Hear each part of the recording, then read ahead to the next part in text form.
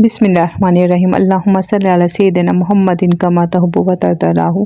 अस्सलाम वालेकुम दोस्तों, आज मैं आपके लाई हूँ बहुत ही उम्दा रेसिपी जिसके कोफ्ते तो होंगे ही बहुत ही मज़ेदार, लेकिन साथ में जो इसका शोरबा होगा वो इतना लजीज बनेगा कि आपका खाते खाते हाथ रोकना मुश्किल हो जाएगा।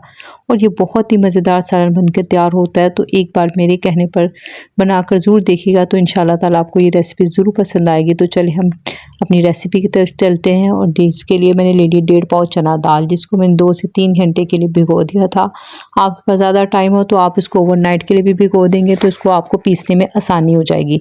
मैं अब इसको चॉपर कर लूँगी। आप चाहें तो इसको सिल पर भी पीस सकते हैं, दोरी डंडे में भी पीस सकते हैं, किसी भी तरह से आप जिस तरह से आपको आसान लगे। बस आपने ख्याल इस बात का रखना है कि आपने इसमें पानी ऐड नहीं करना, पानी के बगैर ही इसे पीसना है।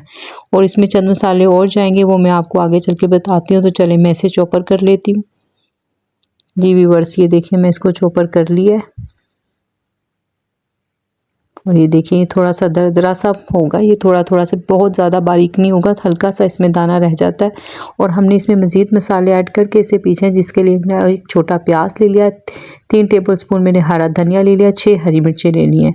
मैं इसमें थोड़ा थोड़ा डाल के इसे चॉप कर लूँगी। इसको मैं 2 पोर्शन में डाल के सारे मिक्सचर को मैं चॉप कर लूँगी दाल को, क्योंकि दाल मैंने 1.5 पाव लिया। हमारे घर में ये बहुत शौक से खाई जाती है, बहुत पसंद करते हैं बच्चे भी बड़े भी, और इसका जायका भी बहुत ही कमाल होता है। तो मैं इसको आहिस्ता आहिस्ता सभी मसालों के साथ पीस लूँगी। आप देखें इसका हरा धनिया वगैरह डाल के इसका कलर भी चेंज हो गया है। अब हमें मज़ीद इसमें मसाले डालेंगे, जिसके लिए मैंने ले लिया है 1/2 टीस्पून नमक, 1/4 टीस्पून ज़ीरा, 1 टीस्पून लाल मिर्च, 1 टेबलस्पून मैंने धनिया ले लिया कुटा हुआ। अगर आप भुना धनिया लेंगे तो वो ज़्यादा बेहतर रहेगा, उसका फ्लेवर ज़्यादा अच्छा होता है। उसको आप तवे पे भून कर और उसको फिर बाद में कूट लें या चॉपर कर लें। मैंने इन्हीं सभी मसालों के साथ इसको मिक्स कर लिया है। और ये देखिए इसका कितना अच्छा सा थिक सा मिक्सचर तैयार हो गया है। जी व्यूअर्स, अब मैं इसको देखें आपको हाथ से इसके कोफ्ते बना के दिखाती हूँ कि इजीली, बहुत ही आसानी से इसके कोफ्ते बन के तैयार हो जाएंगे। आप अपनी मर्ज़ी से इसका साइज़ छोटा या बड़ा रख सकते हैं। जी व्यूअर्स, ये देखिए कितना खूबसूरत कोफ्ते इसके तैयार होने, और बहुत ही आसानी से। मैंने कोई हाथ पे ऑयल नहीं लगाया है, कोई मैंने पानी से गीला नहीं किया है। मैं इसी तरह से सारे कोफ्ते बनाकर तैयार कर लूँगी। चलिए अब हम आते हैं एक दूसरे पोर्शन की तरफ, जिसके लिए मैंने ले लिया एक पॉट, जिसमें मैं डालूँगी 4 टेबलस्पून ऑयल। ऑयल को थोड़ा सा मैं गर्म होने दूंगी। अब इसमें डालूंगी मैं एक प्याज बड़े साइज़ का। आप इसको रफली काट के इसमें डाल दें, ज़रूरी नहीं है कि आप इसको थिन स्लाइस काटें, क्योंकि हमने ये सारा मसाला तैयार करने के बाद इसको ब्लेंडर जार में डाल के इसको ब्लेंड कर लेना है, इसका पेस्ट बना लेना है। तो देखें जब ये हल्का सा गोल्डन होना शुरू हो गया है, तो अब हम इसमें मज़ीद मसाले डालेंगे। व्यूअर्स, इसमें हम अब डालेंगे 2 टमाटर डाल लेंगे, 6 हरी मिर्ची डाल लेंगे, 1 छोटा टुकड़ा अदरक का डाल देंगे। अगर आपके पास साबुत लहसुन हो तो वो भी आप अभी इसी में ऐड कर दें। मेरे पास साबुत लहसुन नहीं था, पिसा हुआ था, तो वो इसलिए मैं वो बाद में ऐड करूँगी। और इसको हल्का सा हम भून लेंगे, 1 से 2 मिनट के लिए हम इसको भून लेंगे, और इसको फिर हम ठंडा कर लेंगे ताकि इसे हमें पीसने में आसानी हो जाए। फिर मिक्सी जार में डाल के आप इसका पेस्ट बना लें। इससे इसका टेस्ट बहुत ही अच्छा आ जाएगा। इसके शोरबे में बहुत ही मज़ेदार टेस्ट आएगा। इसी ग्रेवी में हम और मज़ीद मसाले बना के डालेंगे, वो आप देखेंगे कि हमने इसमें क्या क्या डालना है और उसके टेस्ट को कैसे हमने इन्हेंस करना है और किस तरह से इसके टेस्ट को बढ़ाना है। अब हमने इसको मसाला निकाल के मैंने उसका पेस्ट बना लिया था। आप ये देखिए मेरे कोफ्ते भी बन के तैयार हो गए। अब आपने इसको मीडियम टू लो फ्लेम पर रखना है, बहुत ज़्यादा हाई फ्लेम पर नहीं रखना है, क्योंकि ये हम बना रहे हैं कच्ची दाल के कोफ्ते। मैंने दाल को बॉईल नहीं किया हुआ था, सिर्फ ये कच्ची दाल थी, इसलिए अब इसको आपने इस तरह से बनाना है ताकि ये जो दाल है ना हमारी गल जाए। आप जब ये देखें, जब इस तरह से ये होने लग जाए, आपने एकदम से इसे पलटना नहीं है। तकरीबन 1 से 2 मिनट बाद हम इसको पलटेंगे। और देखें इसका माशाल्लाह से कलर कितना खूबसूरत आ रहा है।